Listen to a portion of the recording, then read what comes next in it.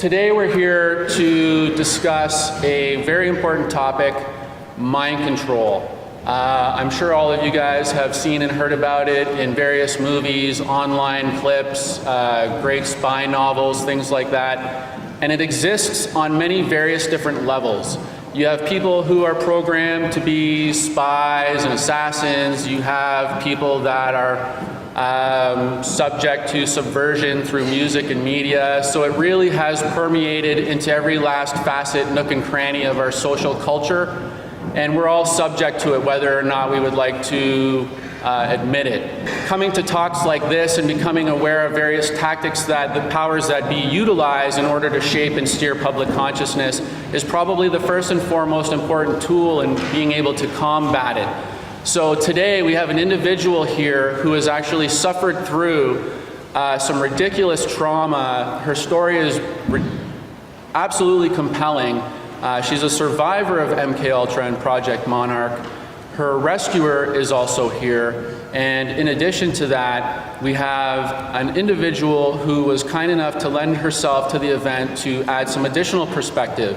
So we have Cathy O'Brien, who is the MKUltra survivor. We have Mark Phillips, who is her rescuer, and we have television legend Roseanne Barr, who will also be talking about dissociative identity disorder, how she's been dealing with it and recovering from it, what she's been subject to, and she'll probably mention, how Hollywood utilizes various tactics and techniques. It's going to be a very interesting talk. A lot of paradigms will be challenged. A lot of things that you might hear might sort of question your belief system. But that's sort of the catalyst and the fire that we're hoping to put under you guys, so that when you go home, you can spend some additional time looking into these subjects and looking into this information and verify it on your own. Don't believe what I'm saying. Don't believe what they're saying. Do the fact checking and the research for yourself and come to your own conclusions. Without any further ado, please give an absolutely heartwarming welcome for Roseanne Barr.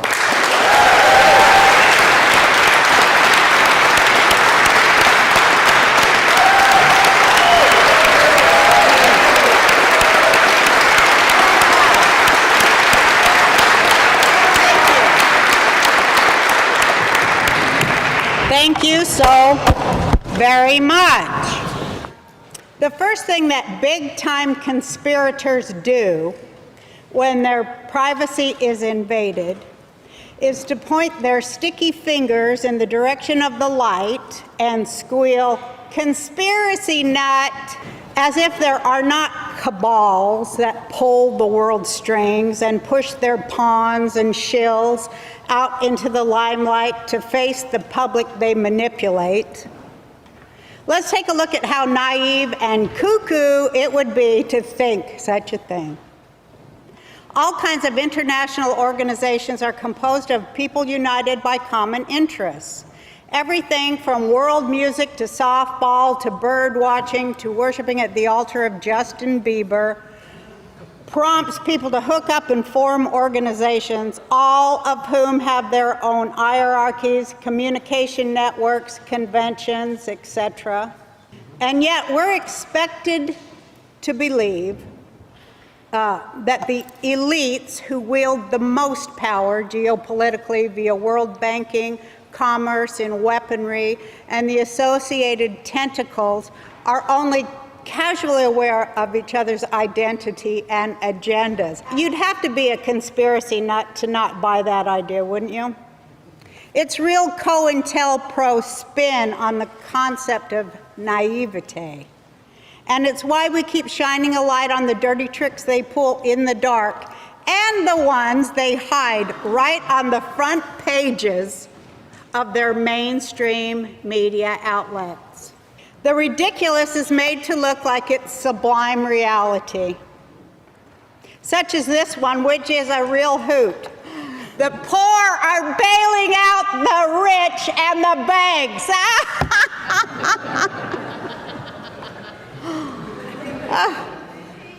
You can't make this shit up, folks. Proof of mind control and the application of drugs is the fact that without it, the American people would be demanding their money back. Let's not kid ourselves about where most Americans get their information Fox News may be the obvious standard bearer for the Tea Party types and other useful idiots who show how free they are by bad-mouthing President Obama 24/7 and calling anyone left of Karl Rove a libtard. But they serve the status quo by being the right-wing end of the bad cop, good cop charade that allows Jon Stewart, Bill Maher, and other hipster pundits to point to them as the problem. Those atop what sadly passes for the left for too long now continue to enrich themselves, just like the right, through lying, misdirection, and pretense, while looking like the good guys. Meanwhile, speaking of grand conspiracies, we know that instead of indicting the two-headed Demo-Republican monster that inhabits Washington, D.C., the Arianna Huffingtons will keep shoveling in the money for droning on and on about how much better things would be if it weren't for gargoyles like Mitch McConnell and Ted Cruz. They may as well be talking about how great things would be if the Joker would ease up on Batman. Speaking of naivete, here's another way that the concept gets a little distorted in the hall of mirrors in which we find ourselves when we lift the veil woven by corporatist media and good old-fashioned dominant culture values. Speaking of mind control, people who think that spells, incantations, mantras, and such are relics from the past, or devices used only by primitive cultures to manipulate their superstitious masses, are not as sophisticated as they might think. Those are not things from a bygone age. They are ingrained in the fabric of our present-day world culture and are mainstays of political persuasion and the churning world of commerce, which is a nicer way of saying the unquestioning nationalist, consumerist mindset that drives the lemming-like parade and charade that comprises most of our lives. We may stop being required to recite the Pledge of Allegiance when we leave high school, but we never really escape the onslaught of bumper sticker-ish rhetoric that's designed to keep us in line. We may as well call it a spell. I'm talking about the widely held belief, in the U.S., that the U.S. is the world's foremost bastion of freedom, decency, and honor. And any who don't swallow that idea, much less stand against it, are terrorists. Whistleblowers are seen as traitors who aid and abet the enemy, who, as George W. Bush conveniently explained, is anyone who is not for his policies. President Obama, who promised to close Guantanamo, continues that tradition. Divide and conquer, it's not a mantra that the elites, the Illuminati, or the 1%, or any of that choose to utter publicly, but it's one that is a pillar of their strategy to retain and consolidate power.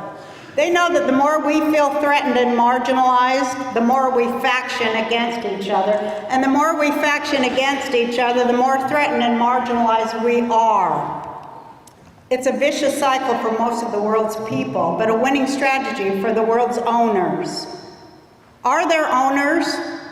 Yes. When the 6 members of the Walton family who own Walmart have as much wealth as the bottom 50% of Americans, well, we won't even go into the Koch brothers right now. Let's just say they're happy that they've managed to herd Americans into 2 camps labeled conservative and liberal or progressive, and that they can use the resulting gridlock to paralyze the public while they continue to bust unions, attack women's reproductive rights, and also the fight for equal pay.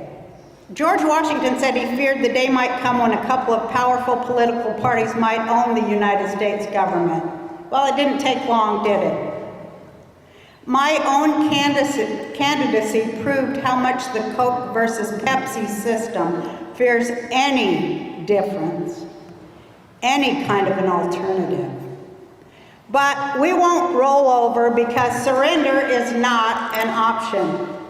The greedy, paranoid control freaks who are pulling their wagons in a circle and trying to tighten the noose around what is left of our freedoms must be fought on every level, and that is what we will do. I ask you, what else is worth doing? Cathy and I and Mark are friends, and though we seldom see each other, we do talk on the phone all the time, frequently, and we always talk about what we can do to help people who are dissociative. Because people who are dissociative have already been under some form of mind control, even if it's internal, and are at great risk right now. Dissociation is a created state of terror. Forgetting and remembering in fragments of time, hiding things from yourself and then finding them in forgotten places years later, wearing different eyeglass prescriptions, during the day, being allergic to things and then not being allergic to those same things within weeks are all part of it. But the most useful part of all mind control and dissociation is that it makes tolerance of the intolerable appear normal.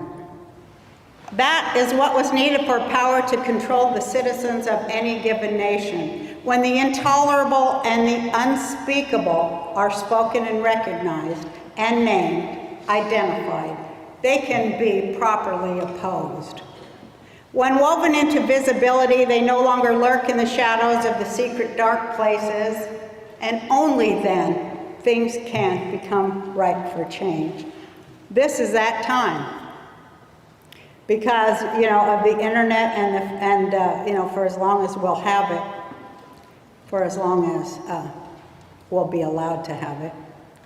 To those who are divided by violence, trauma, shock, or awe, for my sake and yours, anybody who is divided at all or has PTSD or any kind of stuff like that, internal conflict, thank God we have, and I say God, thank God we have marijuana. And a lot of people say, holy ganja, and I'm one of those people because I know that this is a holy thing that can remove mind control. The legal drugs are the ones that keep it in place. So right there, I don't think really you need to know more than that about how mind control works. I don't think so. That's it in a nutshell. Keeping people unaware of what they're doing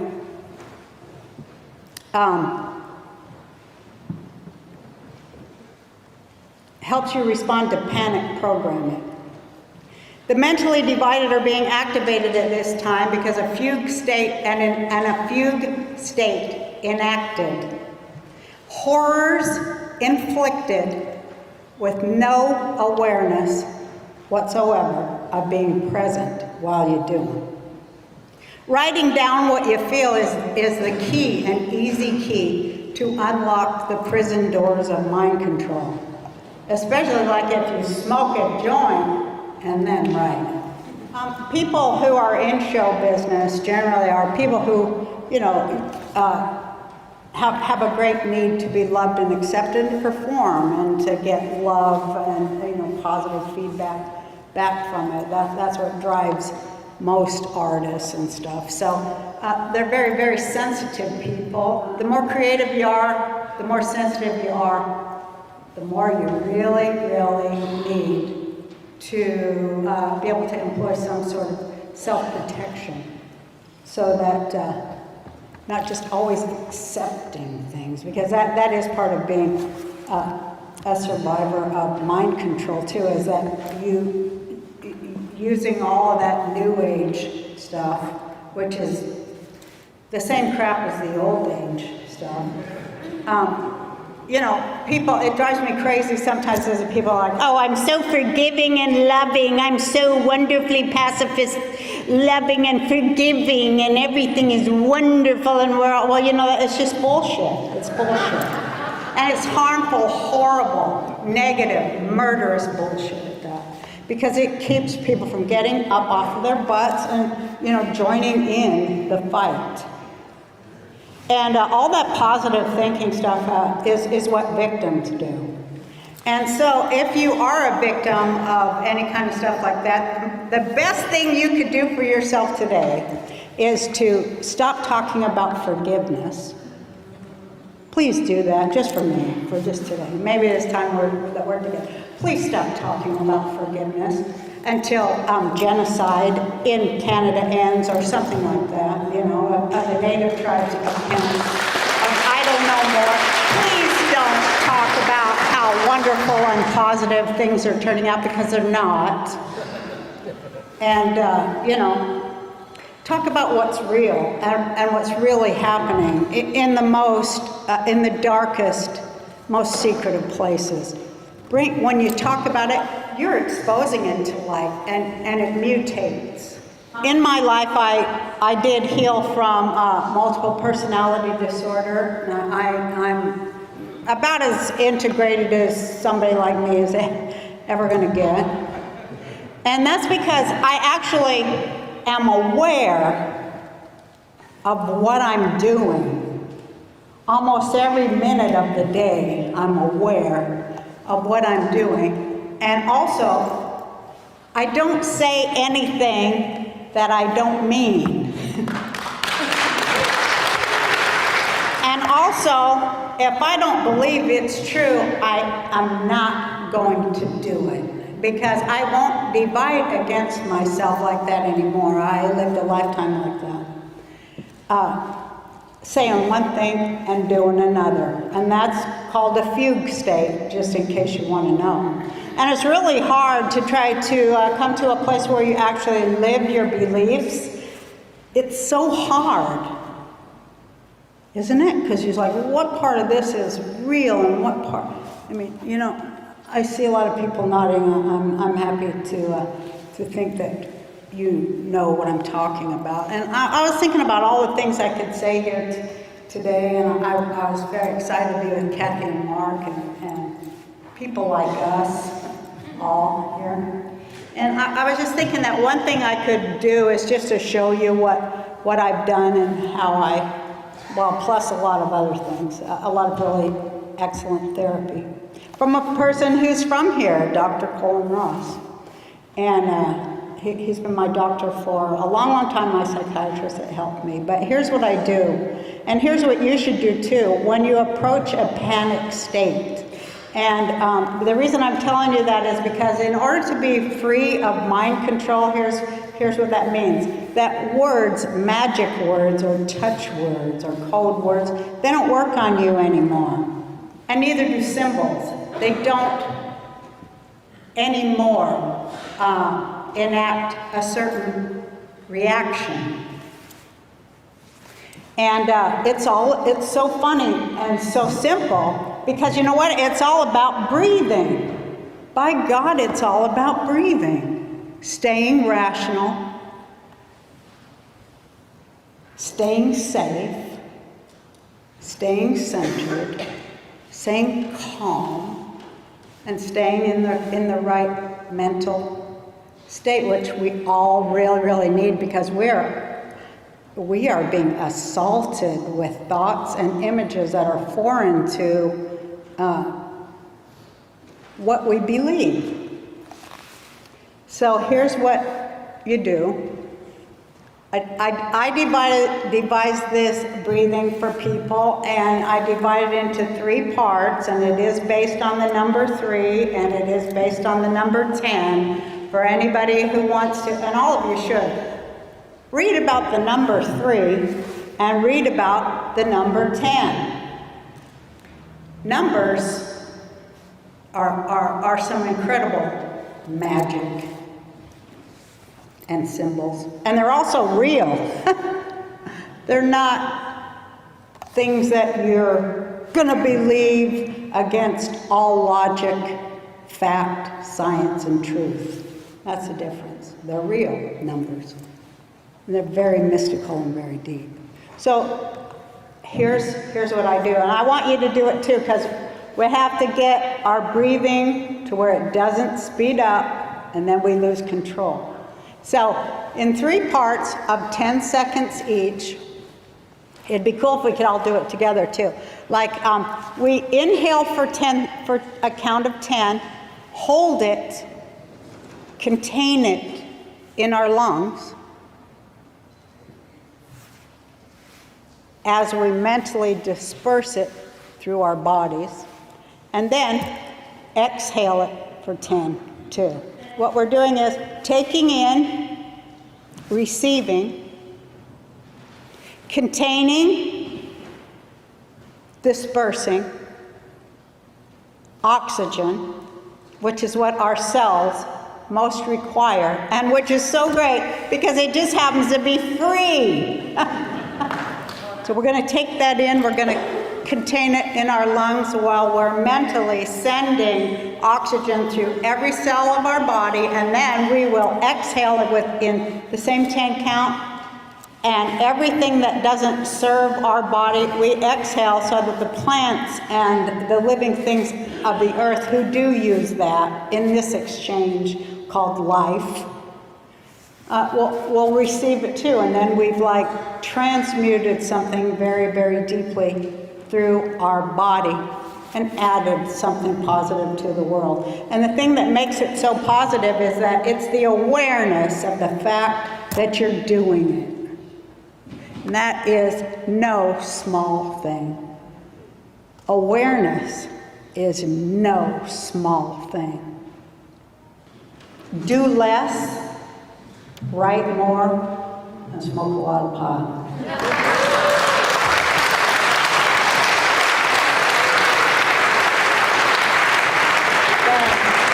Because our goal is not just self-synthesis, but synthesis with other people of like mind so that we can together stop factioning against each other and unite and rise to the thing we were put here on earth to do, which is to make everything right and do it the right way. And I do believe that's coming. And I'm going to now introduce a person who knows way more than me about all this stuff and is a fantastic and brilliant human being who also went through quite a lot in his life. And I'm thrilled to know you, Mark, and I'm thrilled to bring him up for you guys to hear him. Mark Phillips.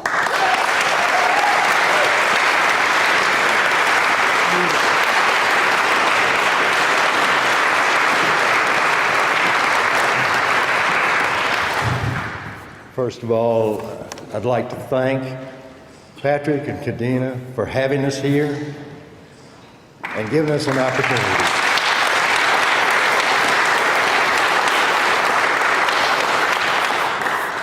We're here because we felt the need to be, and because it's our 2nd anniversary. Toronto was the very first place I spoke out.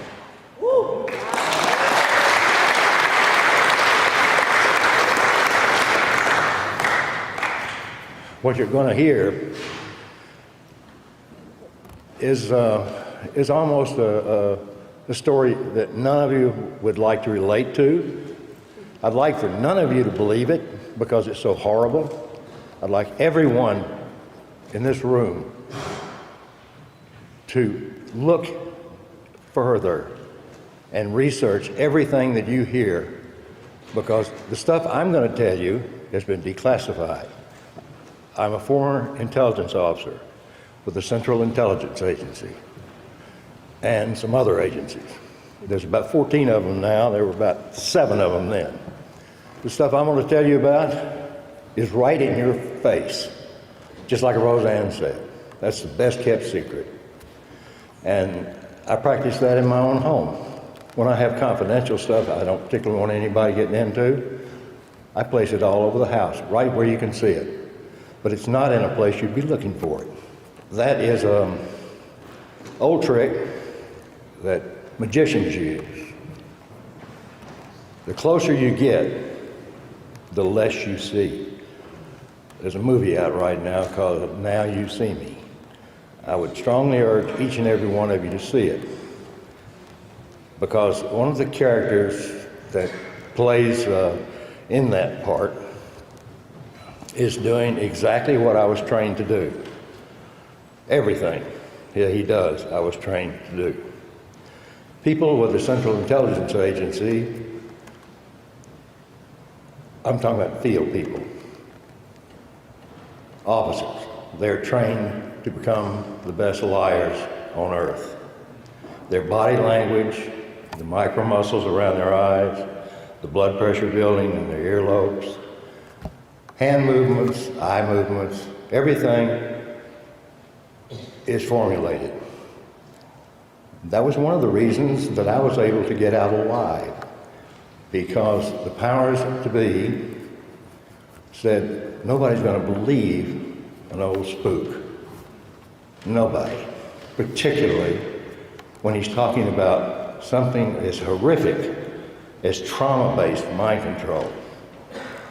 I became involved with the intelligence community, I suppose, the way that most people do. The training I had began, I suppose, before age 5. I came from a wealthy family, and my father was very abusive, and because he had money and stature in the community, in the state, well, in the country, nobody looked. I had 1 or 2 teachers that did. But now I'm going to tell you something. I couldn't talk until I was about 19. And what better person to hire as an intelligence officer than somebody that can't talk? I lived inside my head. I learned how to read people. And I was being prepared my whole life and never knew it. My father had no concept that I would be drafted. One of them pulled me to the side. He said, "This is an old Hollywood trick, but don't call us, we'll call you." And he handed me a business card. And it said Defense Intelligence Agency. For 3 months, the least was once, the most was 5 times a week I was tested. Actually by really just 2 different psychologists and psychiatrists. The questions that they posed to me, it didn't take me long to figure out that they were just rewording the same questions. I thought, well, that's odd. If they think they're fooling me on this, why would I be joining the intelligence community? The United States government learned a lot after World War II about how minds actually work. And they began to understand how to select people for certain jobs because they knew how my mind worked. And because I lived in my head, I was a perfect candidate. The area that I would be doing was mind sciences. My dream come true. The people I worked with, yes, many of them had a real problem speaking English. They came over under Project Paperclip. Project Paperclip was a very bad thing because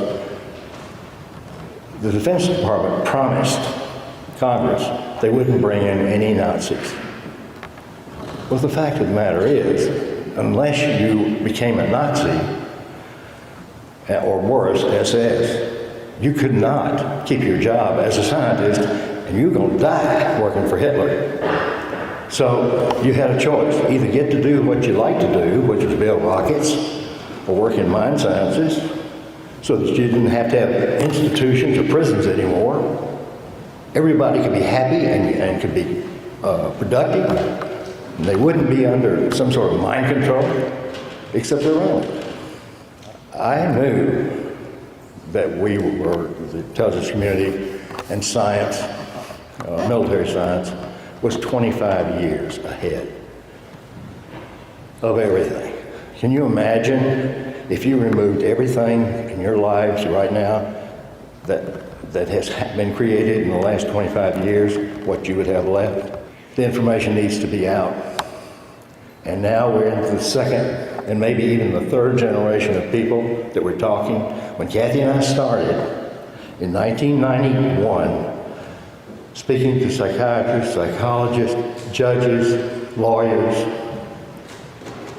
they said you can't use the words mind control. There's no such thing. The reason I'm here is because of mind control.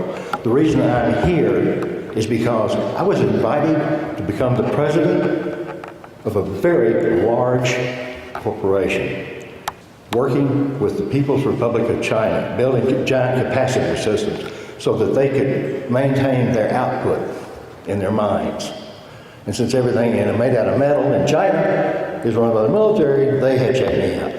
So when I was approached by this fellow by the name of Alex Houston in Nashville, Tennessee, an MC, supposed comedian. He's not a comedian, that's a comedian. I could tell that he was a habitual liar. I mean, I knew that within 1 second. I'm also a graphologist. I saw his handwriting. Oh, jeez. You know, you wouldn't sleep in the same room with this guy under any circumstances. Plus, I found out about his sexual preferences after I rescued Cathy, and I know I did sleep in the same room with him one time. And I've been re-examining that time ever since. But a Chinese intelligence officer approached me on the night of the ribbon cutting ceremony, and he said, I'd like to show you something. And I thought, oh hell, you know, there were probably 800 or 900 people there, all the big wigs, any excuse to get together and have a big gala. And this place was beautiful they had us in, and Alex wasn't with me, and so and I thought it strange that they didn't want him to come over, because he was my partner in the United States. Nope, they didn't want him. So this guy began to open his briefcase, and in perfect English, he begins to show me my personal background records, beginning with those 1952 records and some of the notes made by some of the psychologists that had reviewed them. And even my neighbors and my father's and mother's friends that the DIA had investigated me through. These people, every one of them, were told I was going to be associated with some sensitive military information, and they just wanted to know what their opinion was of me as a child. Nobody knew. And that must have been what they wanted to find out. He went on to show me some pictures of Alex Houston having sex with a small boy in Haiti. And he went and showed me other pictures, equally as graphic, of him with little children. It was enough to make you puke. Chinese intelligence officer was telling me the truth when he said, Mr. Houston is involved in child and adult pornography. He's involved in child and adult prostitution, money laundering for the CIA, and he's into drug distribution with some drug lords of Central, South America, Mexico, and Cuba. You got to remember, in the 1960s, we had devised methods using technologies. They weren't any good. They all changed and evolved with technology, the way technologies do. But to have external control of a mind from the level of being able to control emotion, logic, two sides of the brain, unnoticeably, they didn't use trauma-based. Trauma-based mind control has been around longer than the pharaohs. It goes back thousands of years. It takes a complete psychopath to use trauma to control another person's mind, to persuade somebody to do something that might benefit them and certainly benefit you, might do it. And I couldn't walk away from what I knew. So I went to a place of mind control programming, a military base just outside of Nashville. And it was one that I had worked there. I'd seen stuff done, not bad stuff. You know, I never saw anybody being tortured, ever. I never saw high voltage being used, not one time. Drugs, hypnosis, yes, tons of it. I was told that this woman and a child was being maintained under trauma-based mind control for prostitution and child pornography, and it went all the way to the White House. I said, I don't like George Bush, but I don't dislike him that much. They said, whatever you've heard, you can believe it. I said, well, if I believe it, I'm going to do something about it. They said, you are committing suicide. I had $2.2 million that I earned, hard work and saved, paid taxes on, that was taken from me the day after I rescued her and her daughter. I had an airplane, I had a car, I had every kind of toy you can imagine, and believe me, that's all I had left. And I had some money buried out in the backyard just for running to the islands and gambling or something. So I dug up the backyard, sold everything I had, and I convinced everybody. Now these are the people that trained me. I convinced them that I was stark, raving mad. I could not do what they needed, what she needed done. And when I contacted everybody, they ran, all except for some federal investigators. And one of them happened to be the man who was in charge of the Far East, U.S. Customs Enforcement.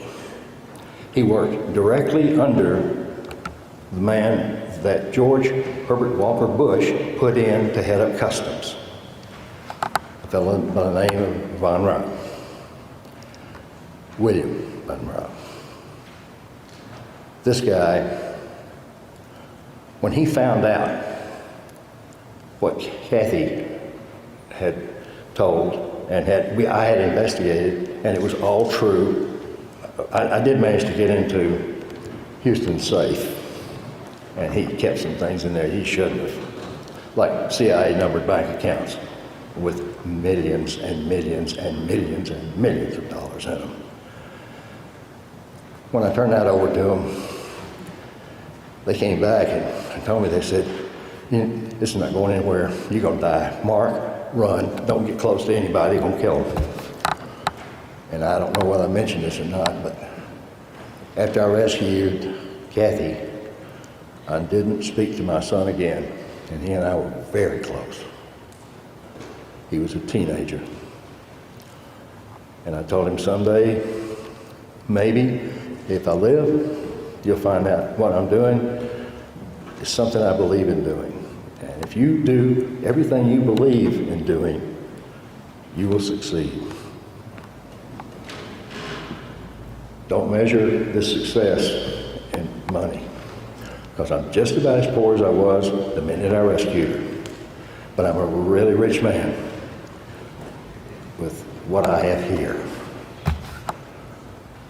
and how I feel about myself. I don't give a rat's rear what any of you think of me. You can call me a traitor, you can call me anything you want to, I don't care. What matters is I've told you the truth, and you're going to hear the rest of the story. Because when I found out that that woman and that little girl were being maintained under trauma-based mind control, I was absolutely on fire. When we had the technology at that time, she could have been controlled a whole lot better and a whole lot safer. External control of the mind today has advanced so far that if I were to tell you what I know, I don't have it validated, so I can't tell you. There's plenty of stuff out there in your face. Look it up. Look up from the U.S. patents end of it. I told Cathy, I said, honey, you're not going to know where you're going until you know where you've been. I'm going to ask you 2 questions. And I realized the condition of your mind. Her eyes, there was no color. I had no idea what color her eyes were. I said, how old are you? She's 24. I said, what's your full name? And she put her head down. She said, Cathy. Just call me Cathy. Everybody calls me. Well, they call me other name, but Cathy. I said, may I show you your driver's license?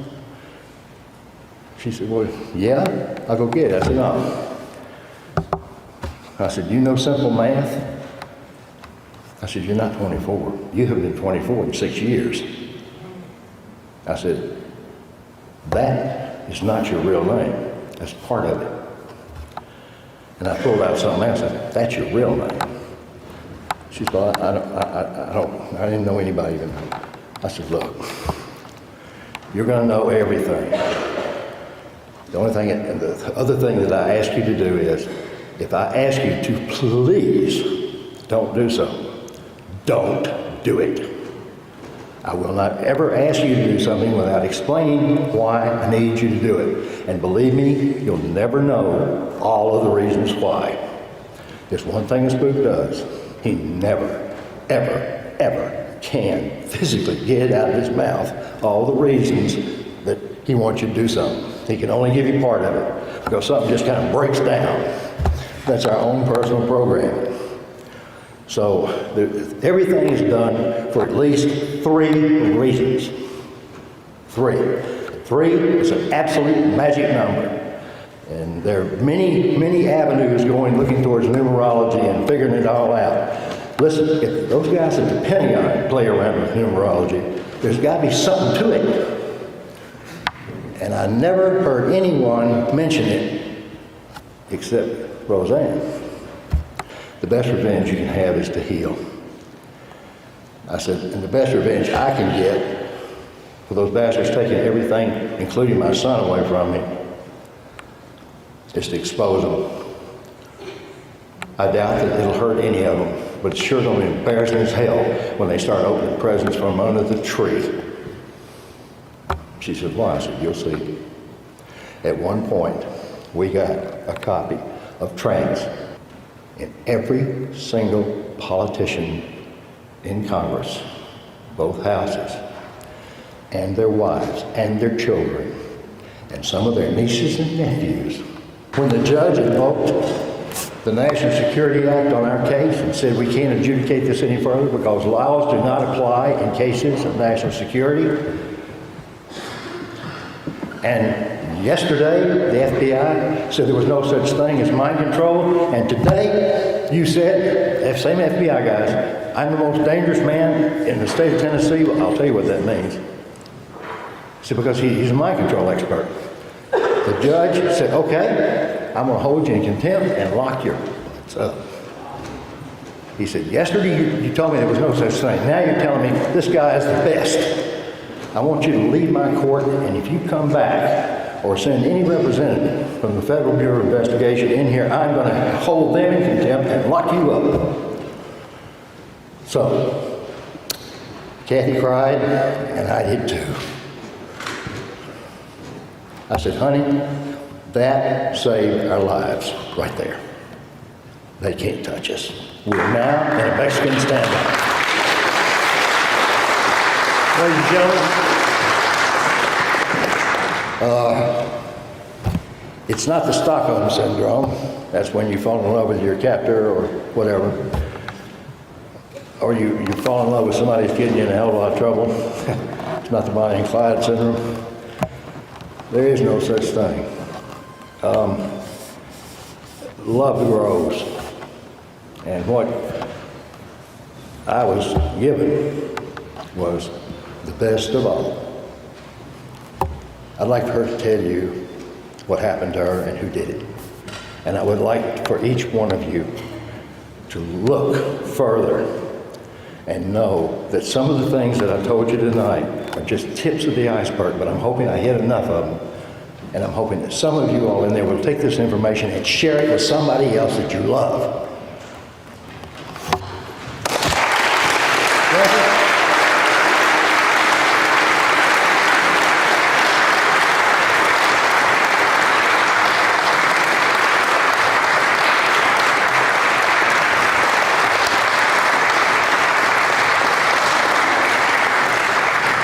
Mark is an inspiration to all of us to make a difference where we can. Once your eyes are open and you have knowledge, you see what's really happening in our world, just gather your strength of spirit and with integrity and compassion, begin to make a difference in light of that truth.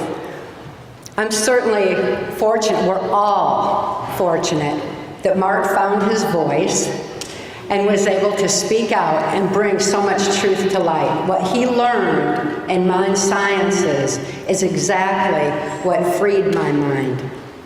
And the criminals that are in control of the US government, that are in control of our world today, never believed that someone like Mark Phillips would take the information on mind control and use it to free a mind instead of restore one. They never counted on someone like Mark Phillips to be able to stand up and speak, someone who had been trained into secrecy, someone who couldn't speak from such an early age, to find his voice and start speaking out globally and raising awareness for 25 years now. Awareness is the first step towards positive, necessary change. We've met a lot of people while we've been traveling, and Roseanne is just one wonderful, delightful friend we found along the way. We met in 2009 when we were speaking in Hollywood, right in the pit of Hollywood there. Reaching out to help those that had been affected by mind control, and also to raise awareness on solutions on how to heal from mind control, how to expand thinking beyond the controlled medias. And Roseanne was right there, making a positive difference from the very onset of her hit TV show, where she was sprinkling in information. When your eyes are open to truth, when your eyes are open to what mind control is, and you look back through her shows through the years, you'll find the more you know, the more you see that she's been telling you powerful truths all along. Even through the controlled media, she was sneaking it in there through humor, and she's done a phenomenal job. 25 years later, this is Roseanne's 25th anniversary of having been on television and getting this information out there. We get to share this opportunity here to bring truth to light and raise awareness together once again. In 2009 when we did it with Dr. Colin Ross. Dr. Colin Ross is from this area. Some of you may have heard him speak. He's a leader in mental health, making a powerful difference in helping good people like Roseanne and so many others heal, and also to show how much the military is being controlled and how much militaries worldwide need the truth that makes them free. Once your eyes are open to truth, once you begin to see what's really happening in our world, you'll find that mind control is the common thread that's weaving through society's woes. Mind control is a sliding scale from information control in the medias to the kind of absolute robotic mind control that I experienced on a White House Pentagon level. Information control is a very powerful form of mind control because it's kept people in the dark for generations now. The media has become so violent, it just pits people against each other. It acts like, teaches us that differences are something to war over instead of learn from. The media has been giving us misinformation, and we all formulate our thoughts, our opinions, and ultimately our actions based on what we need, on what we know. And what we need to know is that knowledge base has been altered. We need to reach out to alternative medias, such as conspiracy culture. Thank you, Kadena and Patrick, for this wonderful event.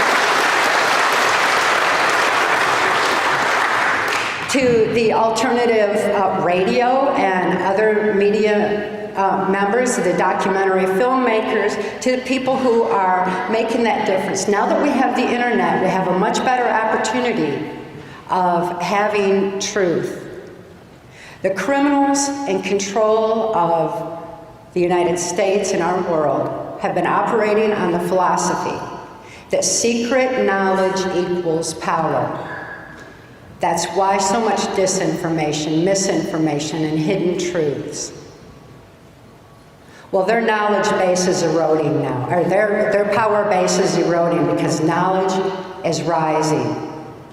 With their secrets being told through events such as this, for the new whistleblowers of today, like Assange and Snowden, who are using the internet and getting mass amounts of misinformation out there. Secrets are being told, and as the truth comes to light, that is our turn. That empowers all of us to open our eyes and gather our strength of spirit and make a difference in our own lives, in our own communities, in our own walks of life with what we know.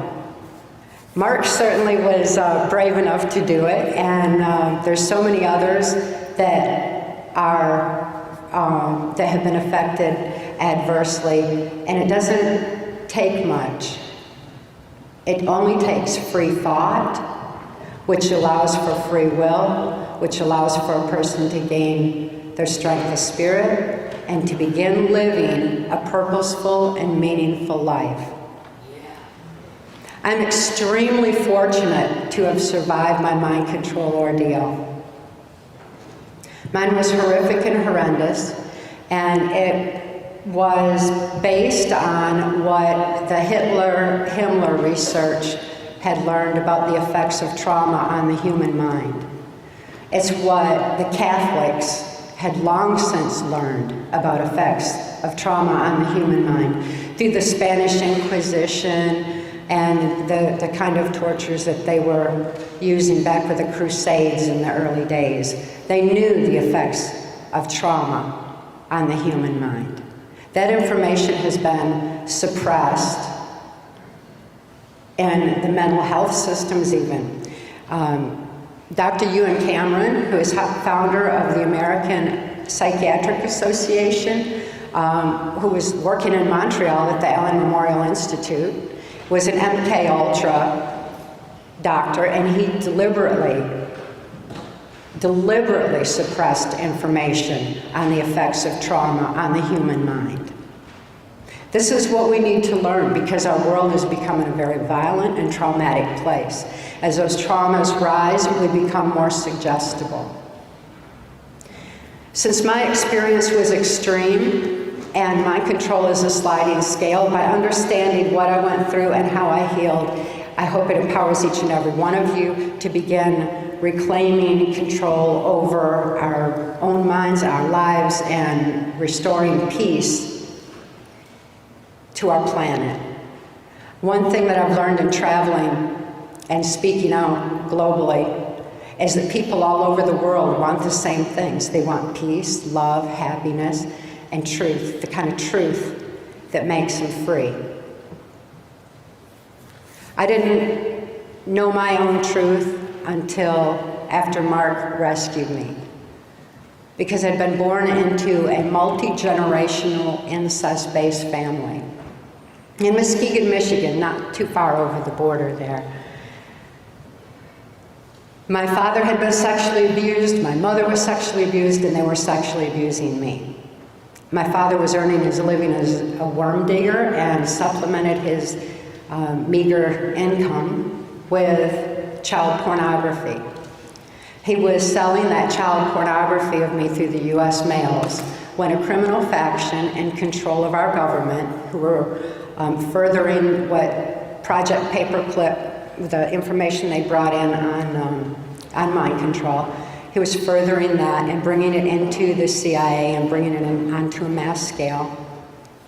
This one particular politician that was involved in that was just a local politician at that time. And he approached my father and told him he could receive immunity from prosecution if he would agree to sell me into MK-Ultra mind control. Because any child who had been sexually abused and used in child pornography so horrifically prior to age 5 would be suffering from the dissociative identity disorder that made me a target for mind control. This politician was Gerald Ford. Gerald Ford went on to become the unelected president of the United States. And Gerald Ford, as his political career escalated, so too did my victimization and mind control. My father thought it was a great idea to sell me into Project because he became extremely wealthy with lucrative military contracts. And he was immediately flown to Boston, Massachusetts. I was being raised Catholic. The Catholic child abuse scandal that has finally come to light emanating out of Boston, Massachusetts was nothing new while I was growing up.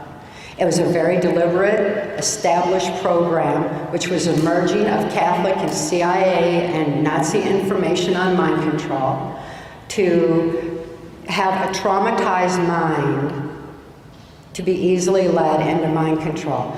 Cardinal law was very much a part of those MK-Ultra mind control operations from back when I was so young. And my father was taught how to manipulate the mind of someone who was suffering from a dissociative disorder. And what that meant was that when I was sexually abused as a very young child, I was too young to know that it was wrong. I didn't form any kind of a judgment on it in any way or anything like that. It wasn't a psychological choice. But my brain, the way our brains work when they endure trauma, as my brain sectioned off that traumatic event so the rest of my mind could function normally. And this little compartment in my brain would be triggered open when my father would come in to sexually abuse me again.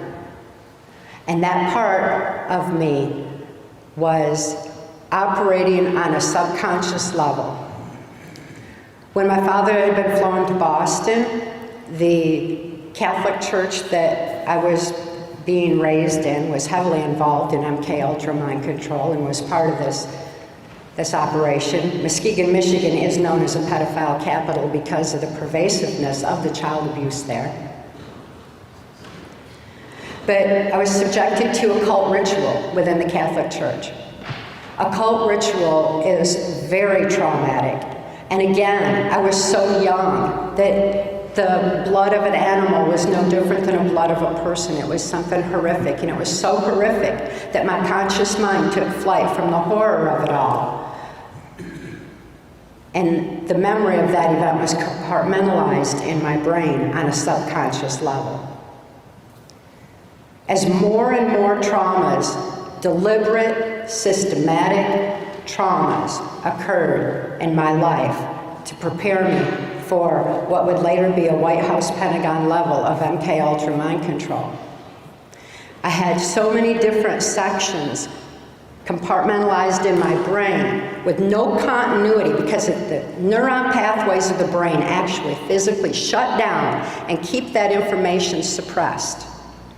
So that while the rest of the mind is functioning normally, if it's traumatized too, there were so many different compartments, there was no continuity between them, and I lost my concept of time.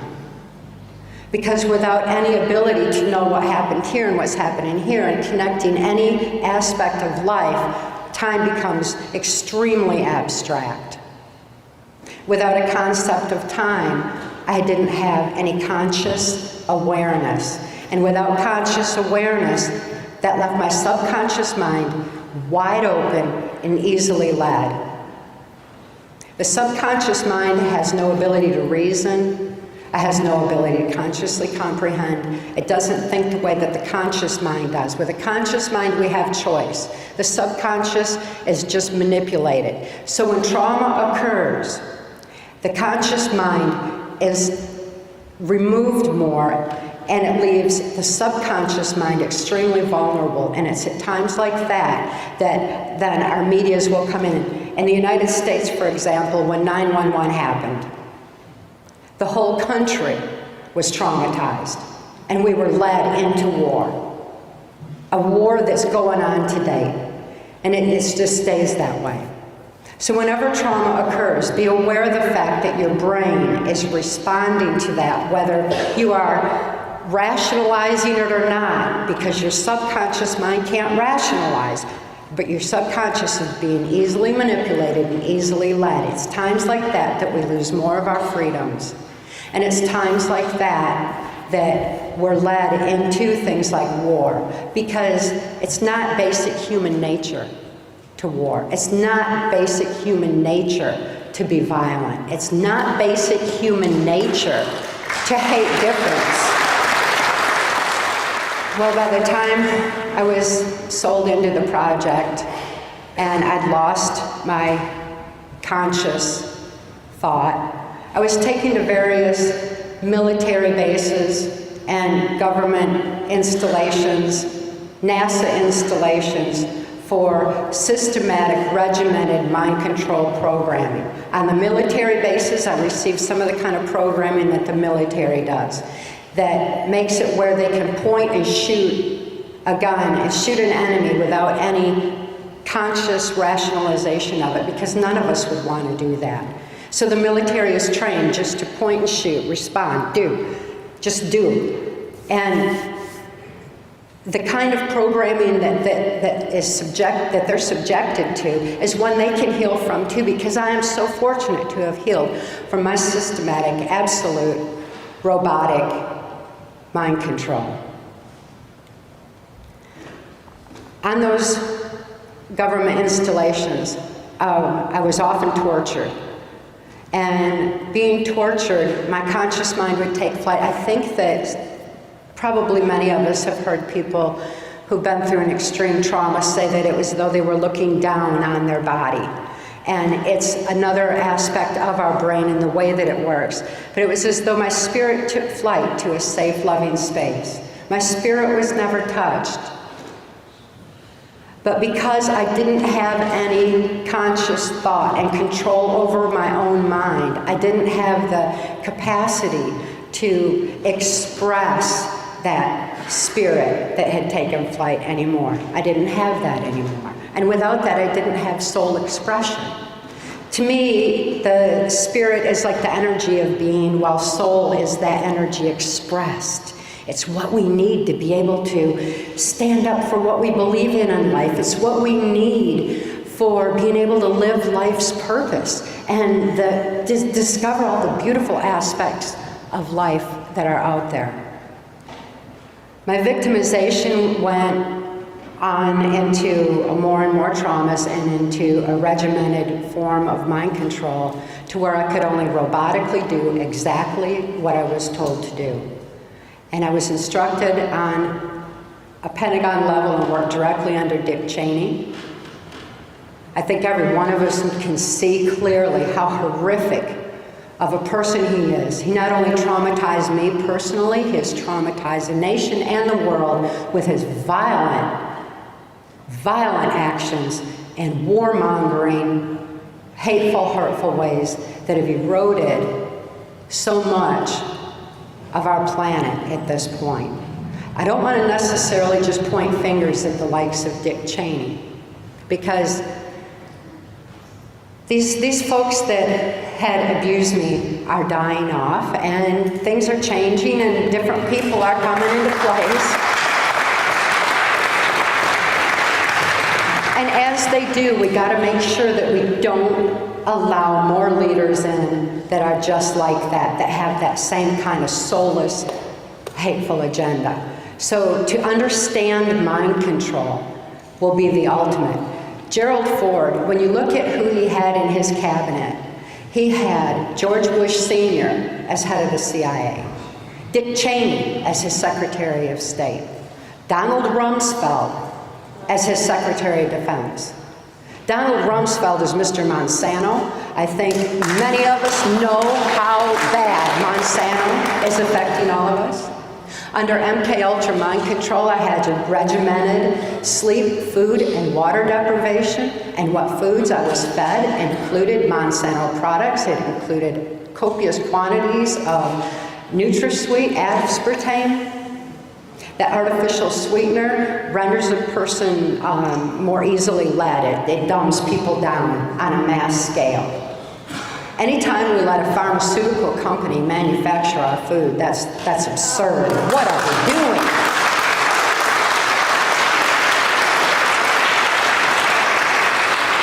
And when we look at the likes of Donald Rumsfeld, who's been a major power player behind the scenes for so long, along with George Bush Sr. and Dick Cheney, it's absurd that we follow leaders that, number one, we didn't elect, and number two, that are misleading us into ways that are very contrary to our being.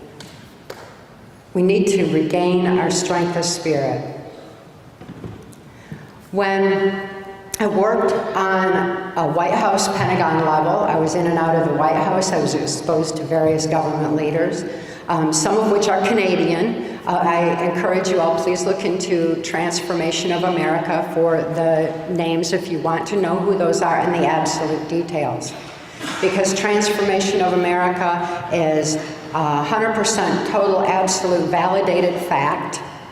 Otherwise we wouldn't be speaking here and national security wouldn't be on it. But you can get the absolute details on mind control and who was involved in Transformation of America, which is now in law libraries worldwide and being taught at major universities so that people can see how our governments have been taken over and how we've all been manipulated into this violent frenzy that's affecting society today. I was forced to participate in criminal covert activities like the CIA's cocaine industry, and their so-called war on drugs was no more than them taking over the industry worldwide and funding their black budget to further their adverse agenda.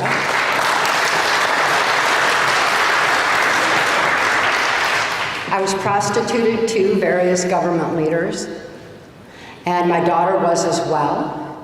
And by doing that, they were actually covertly filming that. So someone that knows anything about filming would certainly know that that has been used in a bad way. It's not the information is neither good nor bad, technology is neither good nor bad. It's who has it, for what purpose, and how they're using it.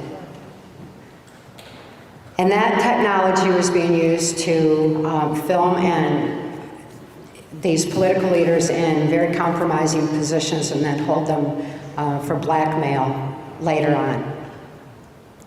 That's how so many of these criminals have been put in place. In one place where I was traumatized in a military maneuver called A Most Dangerous Game, which is, in essence, human hunting. It was, as George Bush Jr. was being subjected to the same regimented torture that I was. I'm certainly not the only one that was exposed to MK Ultra mind control on the different projects. There are different projects, and the one that I was used in was multi-generational. It was a genetic mind control project. And George Bush Jr. was used, it was trained and groomed and totally robotically mind controlled to be in the office of president. The office of president in the United States is nothing more than a figurehead the power is actually going on behind the scene. You notice he did have Dick Cheney as his vice president. And when Dick Cheney shot his attorney in the face, did that news reach up here? When he shot his attorney in the face, Bush Jr. hadn't been told what to say yet, and the cameras went on him, and he said that if Dick Cheney would shoot his own attorney, imagine what he'd do to the likes of you. That was verbatim the program that I had endured in Most Dangerous Game, and that I knew he endured as well. So sometimes the more we know, the more we see, and the more we hear, the more sense we're going to be able to make out of even what little tiny bit tidbits do filter in through the mainstream media. We'll at least understand how we're being manipulated and think twice and know what's going on. In 1988, Mark rescued my daughter and I from our horrible mind control victimization. I had reached the age of 30, as you pointed out, and they considered me all used up because since I was being prostituted, they figured that was too old already anyway. But also, around age 30, each one of us, another thing our brain does is it goes through these electrochemical changes where neuron pathways can start to open up in the brain, and people oftentimes begin to remember repressed memory from childhood, of childhood sexual abuse. Usually around age 30 it'll start to surface. So I was to be killed before anything could possibly begin leaking up, and my memories begin to, the neuron pathways begin to jumble up a bit. Under mind control, while my food, my sleep, and my water was all controlled, the number one drug, in spite of being exposed to so much through the CIA's drug industry, the one thing that they're adamantly opposed to is marijuana. And that was one drug that I was never to be subjected to. It is one drug that is absolutely forbidden in the military because it breaks up programming.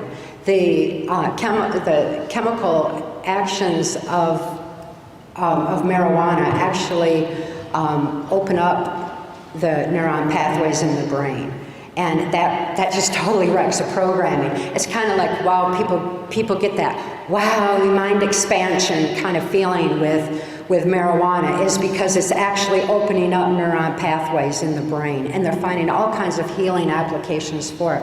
But one very important one is that it disrupts mind control. It expands thinking beyond that kind of control, and it is definitely a solution for PTSD, mind-controlled soldiers that are in need of help and understanding. So that's a very important piece of information, and another reason why we need to legalize marijuana is for the use of helping people to deal with post-traumatic stress disorder. When Mark rescued my daughter and I and took us to the safety of Alaska, it was the first time that I'd ever experienced such kindness, such goodness, safety in my whole life's experience.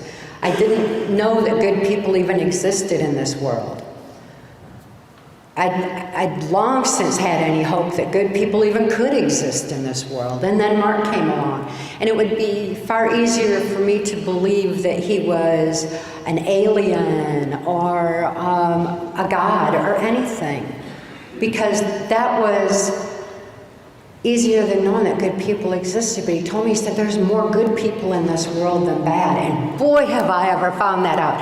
There are so many good people in this world. It's innate human nature for being good. And it is the people that are in control of our world, that are manipulating our minds and manipulating our lives into so much violence, that are the minority. And we just need to quit following them and reclaim our lives and our minds.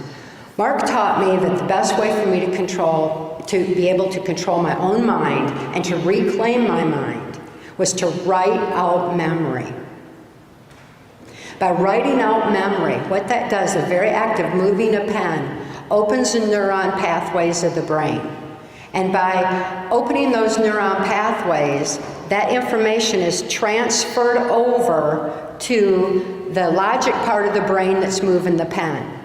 Plus, it's right out front there on paper now, where my conscious mind would see it and be able to understand what had happened to me. When I first gained awareness, it was through being safe. Safety is a crucial factor in anyone healing from a dissociative identity disorder. They've got to be out of that horrible environment. Someone in the military is not likely to heal while they're still on the battle forefront. Someone who's been horribly abused in a church isn't likely to remember by going into that, while they're still going to that church. You have to just kind of put that aside until you can consciously start making your free thought choices again. Because what happens is the brain is still trying to compartmentalize that so the rest of the mind can function normally. It doesn't allow for a person to know what has happened to them if they're still in their abuse base in any way. Even in, like, my daughter Kelly's case, my daughter was subjected to a technological form of mind control. She was exposed to harmonics, because harmonics vibrate the neuron pathways in the brain and section it off that way. It works kind of like how harmonics in music would work. You know, when you hear a song, you'll remember where you were when you first heard that song, maybe a favorite song. You're like, oh, I remember we fell in love to that song. I know where we were when that song was playing. That's just a minor example of how harmonics affect the neuron pathways. Churches have long since known with the bells and, you know, I mean, the harmonics that are used can affect the neuron pathways of the brain. And my daughter needs to have healing on the same level that her programming went in. I look forward to the day that she can heal fully.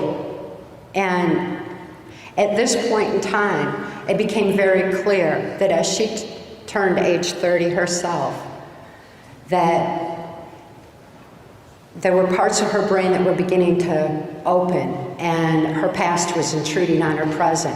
And even though she lives a love that she is true to soul, she was not able to maintain that with her past intruding on her present all the time. And as that came in, it became clear to me that she needed to be away from me in order to heal. Not because I was an abuser, but we were abused together. And no matter how loving, how much love we have for each other, love cannot heal the damage that was done to her brain with what was done to her. She needed to allow her brain to heal and be away from me just long enough for that to take place. Sometimes, even being in a family situation, you say, well, I understand that my father was abusive to me because he was abused, and understanding is so much bigger than forgiveness. But still, even understanding that, it doesn't mean that you should stay in that abuse space, because you've got to get away from it completely and be in a safe, loving space so that all levels of the brain can heal, because our brain acts separately from us in that regard. It has its own physical actions that have to heal, as well as our psychological desires, and as well as our love or any other intent that we would have. Being in a safe place with Mark was the first step towards my healing. The second step would be to trust him. Why would I trust Mark? I didn't know to trust anybody. I couldn't think to trust anybody. Matter of fact, until I gained conscious awareness, I wasn't able to form any thought of my own at all. And in order to do that, Mark put a watch on my wrist first thing, because the concept of time equates to a concept of awareness. And once I became aware and wasn't dissociating, that awareness is when I became responsible for my life and when I had to learn to think. Well, being safe and having conscious awareness. Once I had conscious awareness and became responsible, people were telling me, well, you have to love yourself. And after all I had been through, and the criminal operations I was forced to participate in, knowing what my daughter had been through, it was very difficult to even think about loving myself according to a daily affirmation, something from the outside in. I think ego is people's perception of self based on other people's input, something we're conditioned to. And I didn't have any of that because I had been absolutely robotic mind controlled. And by the time I wrote out my memory and reclaimed control over my own mind, I didn't have any perception of self from outside input. And I couldn't think of a reason that I should, quote, love myself. But I found that who I am, the very essence of my being, the energy of myself, that spirit aspect of me is love. That's a love energy. And I choose to live the love I am. And by living the love I am, that's a whole lot easier than trying to love myself or anything else. It is the most powerful force in the universe, and it's something that will empower each and every one of us to be able to reclaim our lives in every way. I'm so fortunate to have been able to write out my memory, the powerful tool that Mark taught me, and to be able to learn to think for myself. Because once I wrote out my memory, once I deprogrammed what I was supposed to forget, once I had written all that out, my mind was like a blank slate, and I had to learn to think. And I had to push. I had to think past perceptions. I had to think past what I had been subjected to. I had to learn to think further and consider all angles. And each and every one of us needs to do that every day. When we look at the news and we see the horror on it, let's look beyond that. What else do the people in that country do? Expand your thinking, learn to think further. Once I healed, my daughter still needed help, and that's what compelled Mark and I to start speaking out to begin with. And when national security was invoked on our case, on our testimony for the U.S. Permanent Congressional Select Committee on Intelligence Oversight, upon advice of the federal attorney, we released that information in Transformation of America and distributed it, got that information out everywhere. Because this was before computers, and we had our book, and we were getting that information out there as best we could. And we began speaking for my daughter's sake, so that people would be able to help her and understand her need. It was love that compelled us to speak out. Well, we spoke out for 25 years now, and we detailed how we survived to reach this point in speaking out in our book, Access Denied for Reasons of National Security. Access Denied has all the healing methods in it that Mark taught me in full detail.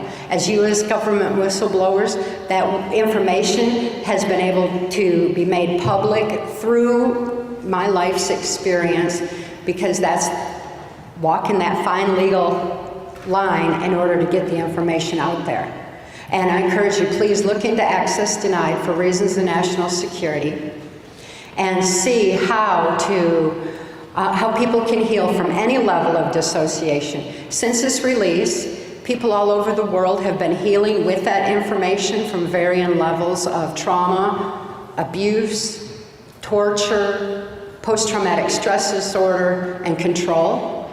It's helping people in the military special forces, even in intelligence communities, people who have been sexually abused, just children, people who have been traumatized and controlled in a church setting,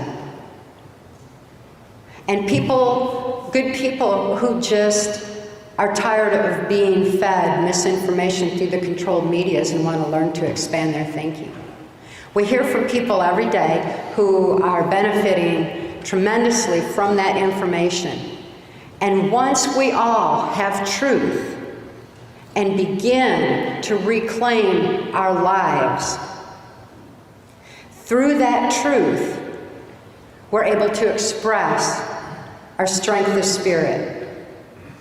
And no matter what kind of controls are being put on us, whether it's through terror, whether it's through harmonics, or whatever other technologies they have now, one thing is for certain: they cannot control the human spirit. And that is where we win and where they lose. Mark gathered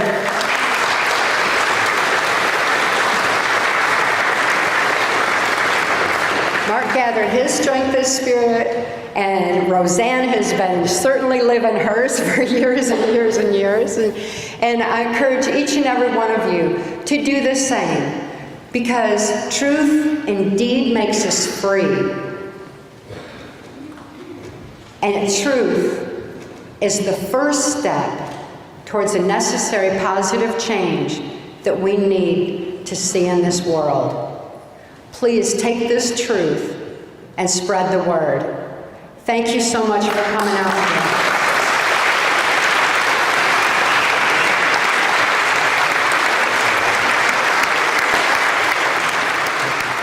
My question is for Mark. You mentioned that you have a database of patents, of technology that's used, that has been used to patent for mind control.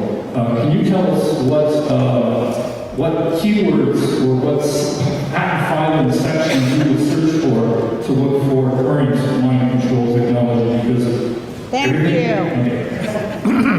I don't want to sound like a politician. That's a really good question. I've had, over the past quarter of a century, I've had this stuff come and go. And matter of fact, we spent a week reorganizing my paper files this past week. I'm talking about 12 hours a day. And there was 3 of us doing it. And we're still not there. I had a list of patents that were patents applied for, patents that were granted pending, maybe 7 or 8 particular ones that were using harmonics that could literally affect the mind.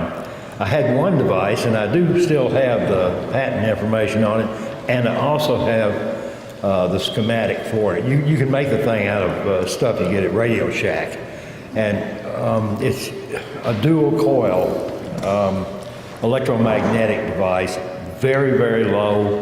Matter of fact, it ran off of 2 9-volt batteries, would last about 4 hours. And if you set it down and turned it on, make sure you got somebody that can turn it off remotely, because you cannot think to turn it off.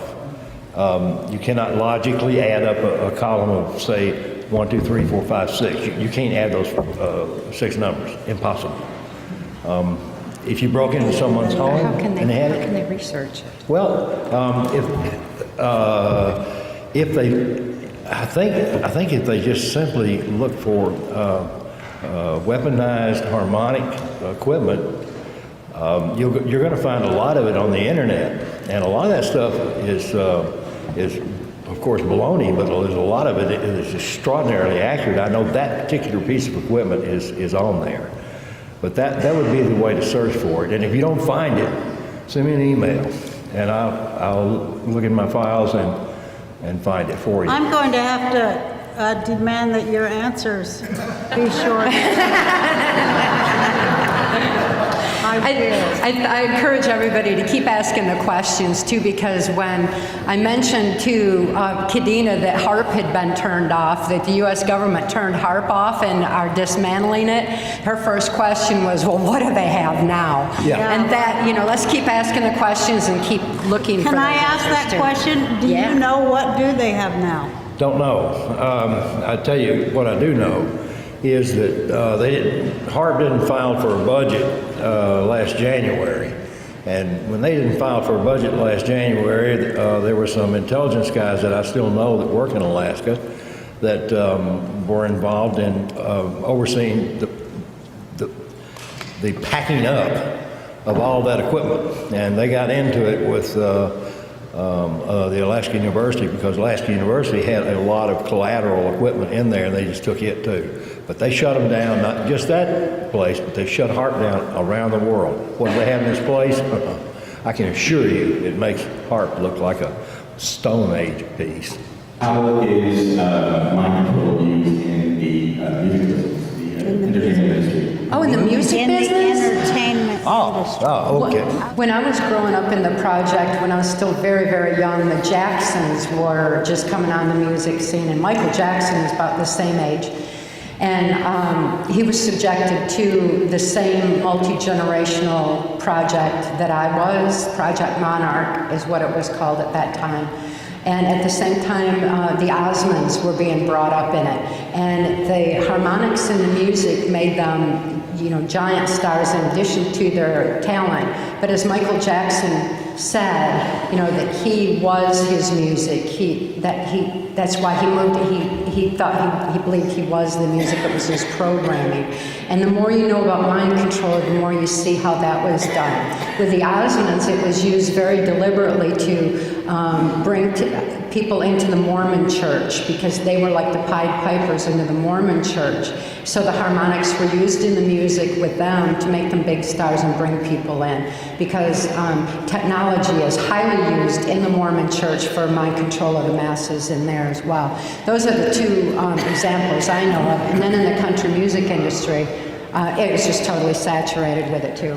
I'll tell you how it works everywhere in the world, not just Hollywood, but everywhere in the world, women are forcibly impregnated through rape in families, and their children held for ransom by the particular psychopath who heads that household. It's so every day that, I just really wanted to make the point that when people say, oh, Hollywood, and they keep on friggin' hammering that home, that's everybody. It's not just Hollywood. Women in Hollywood are addicted to drugs, and they're beaten, and they're kept in line, and their families are threatened. And, it comes from inside their families. There are people, that's why. And you know what? It happens to men, too. It happens to artists. It happens to men, artists, and women show up who steal their money and beat up their kids. And, so it's not even what we think it is. It's just a culture of violence and rewarding psychopathic behavior.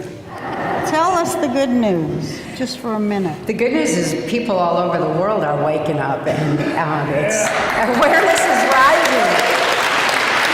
We just returned from Germany.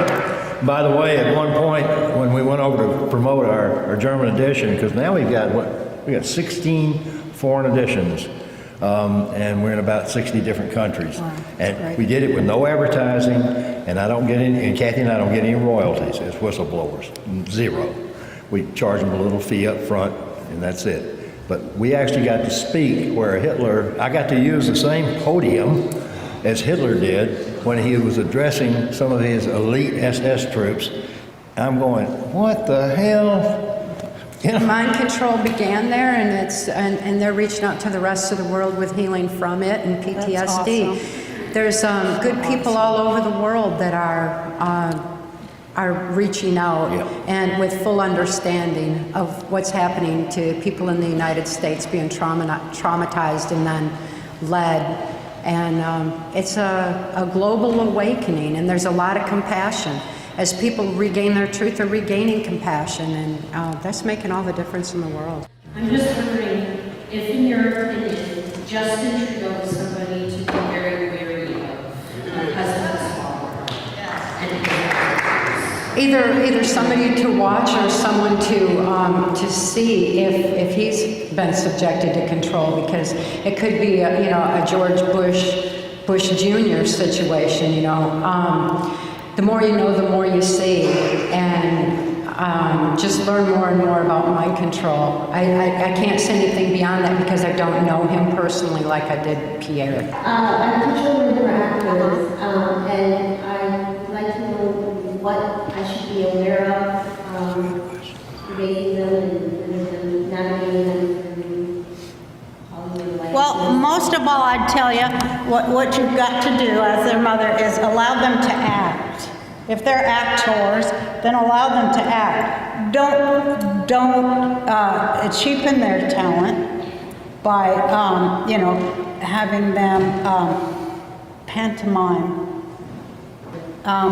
They should be kept as far away from that business as anything on earth. But they can still act. They can put on plays in the garage. That's most fun because there'll be no pressure on them to perform or deliver money or to be put in a position where, there are a large amount of pedophiles who, would like to get a hold of them. So I would just let them act at home and go to school and get good grades, and then if they graduate, they can get in the business. I just would not ever advise any parent to get their kid anywhere near show business as a child. It destroys their lives, and that's just the truth. I have to say it. Well, you can look up one area is where are these child actors from decades past? Where are they now? What happened to them? And what the statistics you're going to see is going to terrify you. And if you go one step farther and look at the kids that came out of Disney, Oh boy. then you'll understand why AMPEX built a facility underneath that lake at Disney World in Orlando that was above top secret. Now I'm wondering why in the world we were building a above top secret laboratory in Disney World. That was really strange to me. I'm telling you something that's been declassified. It is a fact. And why on earth would the U.S. military build the largest hotel right there on that lake? And it seems to me that if you listen real close, when somebody is awarded something, some military thing that you'll see, or even in the sports too, any place where there are cash cows, they will say, all I want is to go to Disney World. I've heard that so many times, and I'm thinking, why didn't anybody else hear this? So don't let them go to Disney World. No. Knowledge is our defense against mind control. Arm yourself with it, arm them with it, encourage them to live true to soul.